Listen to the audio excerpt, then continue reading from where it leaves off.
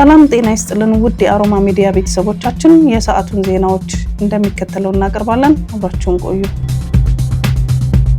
ኢራን ኩዌት ውስጥ የአሜሪካ ጦር መቀመጫ ነው ያለችውን ህንፃ በድሮን መታች። የአሜሪካ ወታደራዊ ሰራተኞች ሳይኖሩበት አይቀርም የተባለው የማህበራዊ ዋስትና ህንፃ በእሳት ተያይዟል። የአሜሪካ ወታደራዊ ክልል በአሊ አልሳሌም አየር ማረፊያ ቁልፍ መቀመጫውን ማጣቱን ተከትሎ የእዝና ቁጥጥር ስራውን ወደ ህንፃው እንዲዛወር የኢራን ሚዲያ ዘግቧል። በኬንያ በተከሰተ የጎርፍ አደጋ የሟቾች ቁጥር 42 ደረሰ። መንግስት ለተጎጂዎች ቤተሰቦች ድጋፍ እንደሚያደርግም ቃል ገብቷል። ባለፈው አርብ በኬንያ በተለያዩ አካባቢዎች በጣለው የከባድ ዝናብ ሳቢያ በደረሰ ድንገተኛ የጎርፍ አደጋ የሟቾች ቁጥር 42 መድረሱን ፖሊስ እሁድ ዕለት አስታውቋል። እንደ ፖሊስ ገለጻ ከሟቾቹ መካከል የ26ቶቹ ሰዎች ህይወት ያለፈው በዋና ከተማዋ ናይሮቢ ሲሆን ወንዞች ሞልተው በመፍሰሳቸው ጎርፉ ዝቅተኛ ቦታዎችን በማጥለቅለቅ ቤቶችን አፍርሷል፣ ተሽከርካሪዎችንም ጠራርጎ ወስዷል።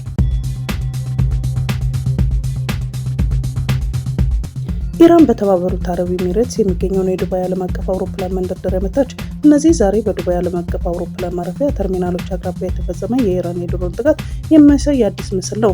ኤሚሬት ወደ ዱባይ የሚያደርጉና ከዱባይ የሚወጡ በረራዎችን አቋርጧል። በተባበሩት አረብ ኤሚሬት ወደምትገኘው ዱባይ ከተማ የሚደረጉና የሚነሱ ሁሉም የኤሚሬትስ በረራዎች አዲስ መረጃ እስከሚሰጥ ድረስ መዘጋታቸውን አየር መንገዱ ገልጿል። የኢራኑ ታስኒም የዜና ወኪል እንዳስታወቀው ባለፈው አንድ ሰዓት ውስጥ በእስራኤል ግዛት ላይ አዲስ ሚሳኤል ጥቃት ከፍቷል። ይህን ተከትሎ ኢራን በእስራኤል ላይ ተጨማሪና አዲስ የጥቃት ማዕበል ማስጀመሯን መገናኛ ብዙሃን በስፋት እየዘገቡ ይገኛሉ። ምንም እንኳን የእስራኤል ጦር አዲሱ የጥቃት ማዕበል አሁን ላይ ማብቃቱን ቢያሳውቅም የእስራኤል መገናኛ ብዙሃን ግን የጥቃቱ አሻራዎችን እያሳወቁ ነው። በተለይም የእስራኤሉ ቻናል 12 ቴሌቪዥን እንደዘገበው የተተኮሱት የኢራን ሚሳኤሎችን ለማክሸፍ ጥቅም ላይ የዋሉ የመከላከያ ሚሳኤሎች ስብርባሪዎች ቢያንስ በ3 በተለያዩ አካባቢዎች ላይ ወድቀው ተገኝተዋል ብለዋል።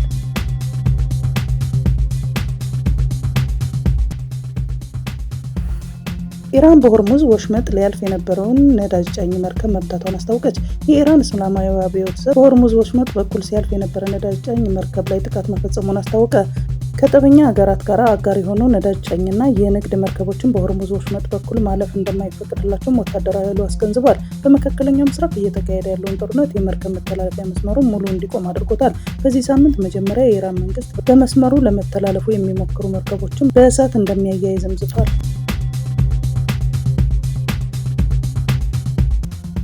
በሊባኖስ ኢትዮጵያውያን ስደተኞች መጠለያ አጥተዋል ተባለ። በሊባኖስ ሂዝቦላህና በእስራኤል መካከል እየተካሄደ ያለውን ጦርነት መባባሱን ተከትሎ በመቶ ሺዎች የሚቆጠሩ ሰዎች ከቀያቸው ሲፈናቀሉ ኢትዮጵያውያን ስደተኞች ለከፋ አደጋ መጋለጣቸውን ዶቼ ቬለ ዘግቧል። የእስራኤል አየር ድብደባ የቤይሩትን ደቡባዊ ክፍሎች ማዳረስ ሲጀምር በርካታ ስደተኞች ያለ መጠለያና ያለ ረዳት ለከፍተኛ ስቃይ ተዳርገዋል። የመንግስት መጠለያዎች ለሊባኖስ ዜጎች ቅድሚያ በመስጠታቸው ምክንያት ኢትዮጵያን ጨምሮ ከሌሎች ሀገራት የመጡ ስደተኞች በየመንገዱ ላይ ለመውደቅ መገደዳቸውን ተመልክቷል።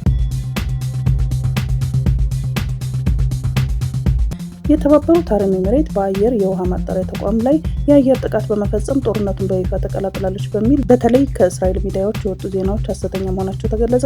የአንድ የሀገሪቱ ባለስልጣናት በኢራን ውሃ ማጣሪያ ተቋማት ላይ ሀገራቸው ጥቃት እንዳልፈጸመችም ገልጸዋል። ኤሚሬትስ ወደ ጦርነቱ ለመግባት ብትወስንም እንኳን ሲቪል ተቋማት ኢላማን እንደማታደርግና ትኩረቷ በወታደራዊ ቦታዎች ላይ እንደሚሆንም ገልጸዋል። ኢራን በተለያዩ የአሜሪካ ወዳጅ በሆኑ የመካከለኛ ምስራቅ ሀገራት ላይ ጥቃት መፈጸሟን አሁንም የቀጠለች ሲሆን አብዛኞቹ ሀገራት ጥቃቱን ከመከላከል ባለፈ ወደ ሙሉ መልሶ ማጥቃትና ጦርነት አልገቡም።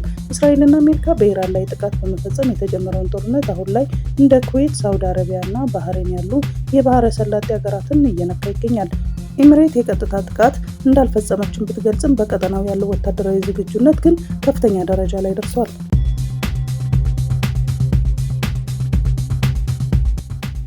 በደቡብ ወሎ ሀገረ ስብከት በመሃል ሳይንት ወረዳ በተተኮሰ ከባድ መሳሪያ 5 የቤተ ክርስቲያን አገልጋዮች መገደላቸው ተገለጸ። በአደጋው 26 ኦርቶዶክሳውያን ከባድ የአካል ጉዳት እንደደረሰባቸውም ተነግሯል። ቅዳሜ የካቲት 28 ቀን 2018 ዓ.ም በደቡብ ወሎ ሀገረ ስብከት በመሃል ሳይንት ወረዳ በምትገኘው ርዕሰ አድባራት ወታአካ ንግስት አትሮንስ ማርያም ገዳም በዕለቱ ቅዳሴ እንደተጠናቀቀ ከደቂቃዎች በኋላ የዕለቱ ቅዳሴ የመሩ መነኮሳትና ዲያቆናት ወደ ደጀ ሰላም ቢያመሩም በተተኮሰው ከባድ መሳሪያ ከአንድ ወር በፊት የአስተዳዳሪነት ቦታቸውን የለቀቁት የቀድሞ የገዳሙ አስተዳዳሪ 3 ዲያቆናትና አንዲት አቃቤ መገደላቸውን የኢትዮጵያ ኦርቶዶክስ ተዋሕዶ ቤተክርስቲያን ቴሌቪዥን ዘግቧል። በተተኮሰው ከባድ መሳሪያ በሰዓቱ በገዳማ ቅጥር ግቢ የነበሩ 26 ሰዎች ከባድ የአካል ጉዳት እንደደረሰባቸውም ተጠቁሟል።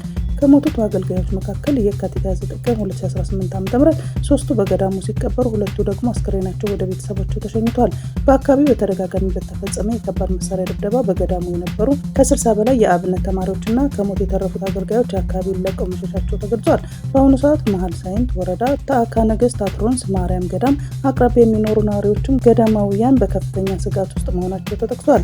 ርዕሰ አድባራቱ መታዕካ ነገሥታት አትሮንስ ማርያም ገዳም በደቡብ ወሎ ሀገረ ስብከት ካሉ ዕድሜ ጠገብና የኦሪት መስዋዕት ከተሰዋባቸው ገዳማት መካከል አንዷ ናት።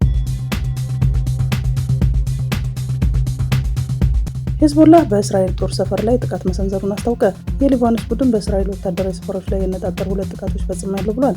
ሄዝቦላ በተለያዩ መግለጫዎች ከእስራኤል ከተማ አክሬ በስተምስራቅ ላይ የሚሳኤል ወረራ መጀመሩን ተናግሯል። በሊባኖስ ድንበር ከተማ ክፋር ኪላ በፋጢማ በር መቋረጫ አቅራቢያ በተሰበሰቡ ተሽከርካሪዎች ላይ ተዋጊዎች ሮኬቶች መተኮሳቸውን ሄዝቦላ ተናግሯል። ቡድኑ ጥቃቱ የተፈጸመው እስራኤል በሊባኖስ ላደረሰችው ጥቃት ምላሽ ነው ተብሏል።